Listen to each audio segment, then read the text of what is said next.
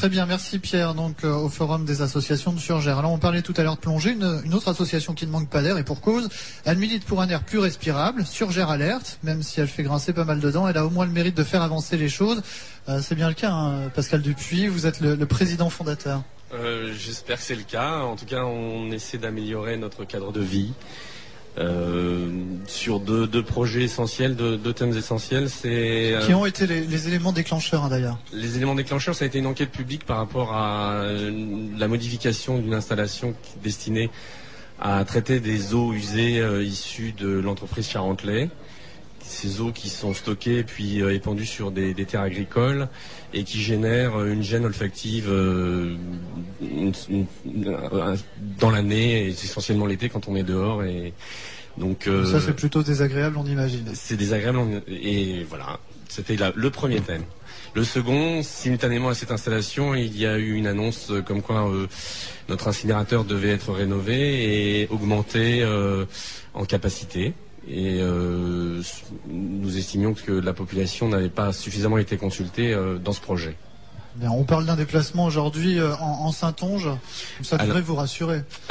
Écoutez, ce projet, non, ça ne rassure pas du tout parce que en Saintonge, enfin si on parle du site de Paillé, a priori c'est pas possible parce que les nouveaux incinérateurs qui doivent être installés doivent générer une valorisation énergétique.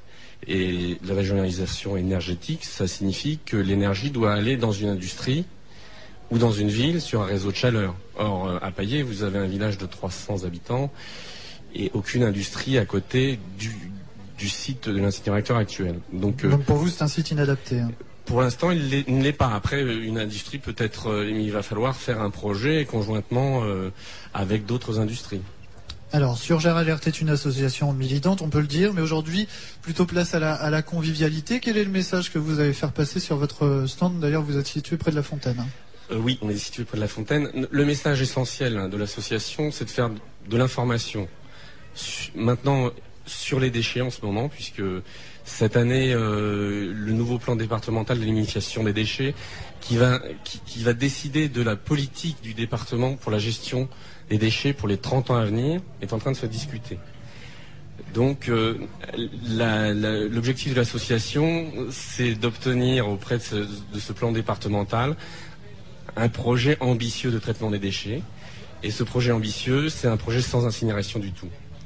Donc la tâche est difficile puisque en Charente-Maritime, nous sommes sur le tout incinération aujourd'hui. Nous avons 5 incinérateurs et un centre d'enfouissement. Et il est possible, des solutions existent pour faire sans enfouissement et sans incinération, pour un coût quasiment nul de traitement des déchets. Alors qu'aujourd'hui, un incinérateur coûte 150 € la tonne de déchets traités. Alors, pour ce faire, on est en lien avec le CNIL, le Centre national d'information sur l'incinération des déchets, dont la présidente, Madame Pickman, est aussi présidente de Saintonge-Boisée-Vivante, et elle est, membre de la commission départementale d'élimination des déchets.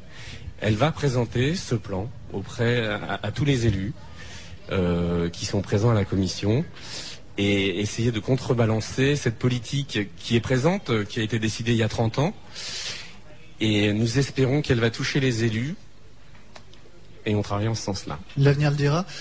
Même si tout semble vous opposer avec le SMICTOM valloniste de Surgères, on a toutefois quelques points communs. Délivrer un message écologique par le biais de multiples actions, comme le fait le SMICTOM.